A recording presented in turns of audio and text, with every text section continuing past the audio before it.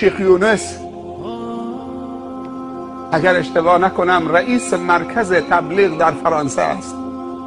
یک سفری آمد به قطر. در قطر ازش خواستن یه سخنرانی بکنه برای مردم.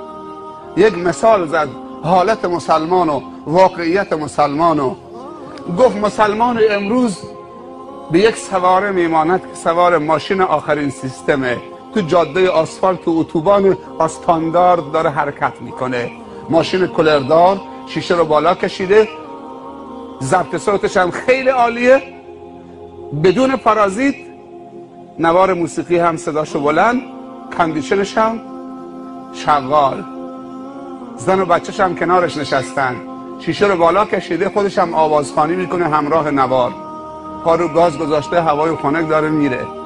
هی میره تو جاده، یک دفعه میبینه سر جاده یک نفر ایستاده دست میزنه، قف بیست، شیشه رو پایین میکشه، احوال پرسی میکنه. اون کسی که سر جاده ایستاده دست زده به صاحب ماشین میگه خذنی معک، نمیشه منو سوار کنید با خودت تو راه ایستادم سر جاده، منو با خودت سوار کن. میگه من انت، تو کی هستی؟ میگه انا ریال، من ریالم، چون قطر ریال داره دیگه، انا ریال قطری. ماشاءالله ریال، ارکب، بیا سوار شو.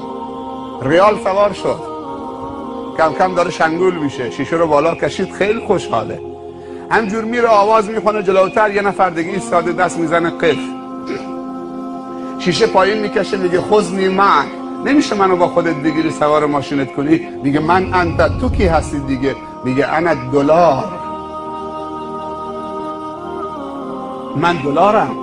ماشاءالله دلار. ریال آمد، خوشحال شدیم. حالا خود دلار دیگه خودت میدونی دلار چقدر قیمتشه.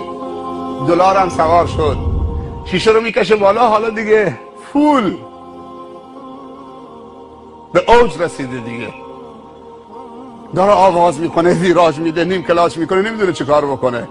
رفت جلوتر، یه نفر ایستاده دست زد قف، شیشه رو پایین کشید، گفت خذنی معک، منو با خودت سوار کن. گفت من انت، تو کی هستی؟ گفت انا دنیا، من دنیا هستم، همه چی تومه، من کل دنیا با همه زرق و برقش آمدم به سوی تو، منو تحویل میگیری؟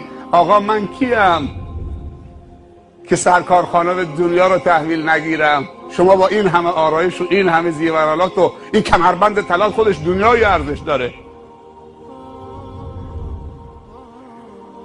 نگاه کرد که جا نیست تو ماشین، به زن و بچهش گفت بری صندوق عقب، خانم دنیا میخواد کنار دستم بنشینه، بغل دستم.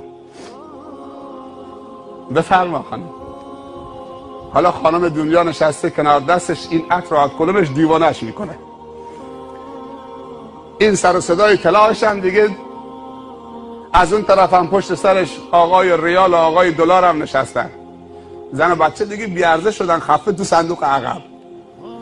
رفت جلوتر که یه نفر دیگه ایستاده. نفر چندمه؟ حواستون جمعه؟ نفر چندمه؟ بچه ها فقط جواب بدن. نفر چندمه؟ نفر اول کی بود؟ آفرین، مال خودشه. نفر دوم کی بود؟ دیگه نمیدم، خیلی زرنگی، عالم میشه این، یه کاری میشه انشالله، حواسش خوب جمعه. نفر سوم کی بود؟ دنیا. نفر چهارم کیه؟ نمیدونم. نفر چهارم دست زد، گفت قف، ایستاد، شیشه رو پایین کشید. هر چی فکر کرد دیگه چی تو دنیا هست که نفر چهارم باشه به ذهنش نرسید. بعد گفت که ببخشید میشه شیشه رو پایین بکشید؟ شیشه رو پایین کشید. نفر چهارم گفت خذنی معک، میشه منو با خودت بگیری تو ماشین؟ گفت شما؟ گفت انا دین، من دین اسلام هستم، من دینم، دین خدا.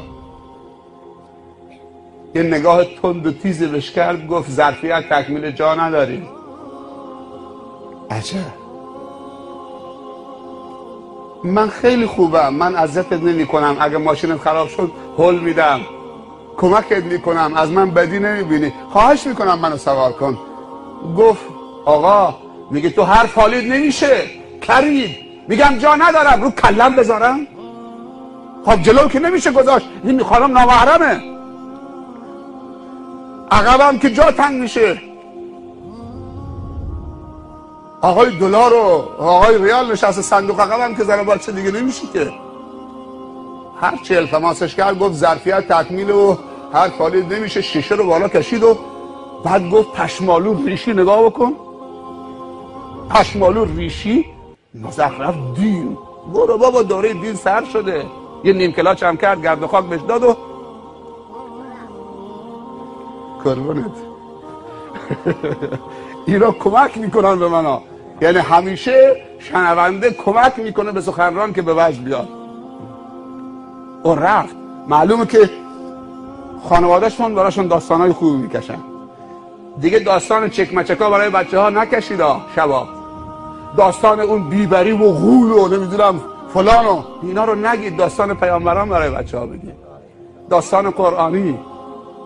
دیو میاد، عقرب میاد، اژدها میاد، فلان. اینا داستان های دروغ که بچه رو لالایی بکنن.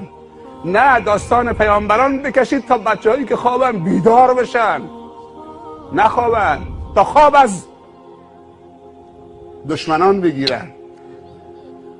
دین آزرده شد و سوارش نکرد. ظاهرا که به دین نیاز نداشت، اون چیزی که نیازش بود سوار کرد. ماشین که داشت، موسیقی که داشت، کولر که نیاز داشت. شما هم که گفتیم برکه میخوایم، حتما آب و خنک هم تو ماشینش بود. دقت بکنید. دلار هم که نیازش بود سوار شد، ریال هم سوارش بود، دنیا هم بود، زن و بچه‌ش هم بود. دیگه چی میخواد؟ دیگه چیزی نیست تو دنیا که به طلبه. حالا دیگه شنگوله، گاوخ که مسخره از دین میکنه، حالا به دلار و دنیا میگه خوب کنفش کردم. نه، اینا ملا خیلی پر رو هستن، ولی ما امروز کنف نشدیم. یه نفر رو کنف کردیم اینجا. اون کی بود؟ شیطان. شیطان امروز کنف شد تو روستای شما. هر کاری کرد شیطان که این برنامه برگزار نشه شد. الان بیرونه، اونجا داره خودشو به زمین میزنه. نشد که بساطشون رو به هم بریزن. حالا داره آواز میخونه، دیوانه شده، هذیان میگه، همینجور پا رو گاز 180 تا داره میره، 200 تا داره میره. یک دفعه دید که یک قوی الهیکلی ایستاده سر جاده وسط راه، یه چیزی دستشه. ایست. این دیگه نمیگه ایست خذنی معک، ایست قف. با قدرت میگه، خیلی هم قویه. ترمز زد، ایستاد. شیشه رو بکش پایین. شیشه رو پایین کشید. گفت اینا که سوارن. گفت آقا کی باشه؟ درست صحبت کن. خوب دقت بکنی. آقا کی باشه؟ درست صحبت کن. اینا کی باشن چیه؟ گفت منو نمیشناسی کیه؟ گفت هر کسی باشه برای خودتی، صدات بیار پایین. دست جیبش کرد، کارت در آورد. رو کارتش نوشته بود عزرائیل ملک الموت. ببخشید قربان، ببخشید، شرمنده. من اولین بار بود شما رو ملاقات میکردم، به جا نیاوردم. بعد تو ماشین این طرف اون طرف نگاه کرد. گفت ببخشید قربان، دنبال چیزی میگردی؟ گفت دنبال دین میگردم. دین کجاست؟ تو ماشین تو دین نیست؟ دین نیاوردی؟ ببخشید قربان، دین سر جاده بود، ایستاده بود. منم رد شدم، دست زد، سلام کردم، جواب سلامش دادم. گفت که منو برسون. گفتم فعلا الان جا تنگه، من مسافرها رو خالی میکنم به خاطر که به تو فشار نیاد. شما زیر این درخت بیستی، من سریع برمیگردم دنبالت. اگه اجازه بفرمی قربان اینا رو پیاده بکنم برم دنبال دین. گفت وقت تمامه، لازم نکرده دین بیارید. اجل تو رسیده، خدا منو مأمور کرده که بدون دین قبض روحت بکنم. دلار داری، ریال داری، دنیا داری، زن داری، بچه داری، ماشین داری، هوای خنک داری، کولر داری، آب یخ دارید، موسیقی دارید، ماشین آخرین سیستم دارید، شهرت دارید، پول دارید، همه چی دارید، ولی دین نیست تو ماشینت، همراهت نیست، اجلت رسیده، من مجبورم که بدون دین قبض روحت بکنم. هرچی التماسش کرد گفت فایده نداره. دین نیاز ماست، همه چی درست میشه.